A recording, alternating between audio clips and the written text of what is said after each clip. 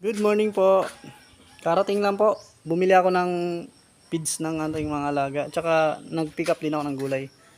Ayan po lahat yung nakuha natin sa isang tindahan na nagugulay. Ito po. Medyo napagod yung service natin kasi galing pa tayo Magaspak, Herona.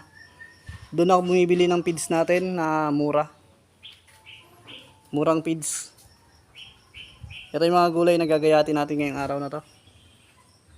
Ayan po, puro balat po yan. Ayan, may kamatis tayo. Goods na goods yan. Tsaka yun, may talong tayo dito. Panggagayat din natin mamaya.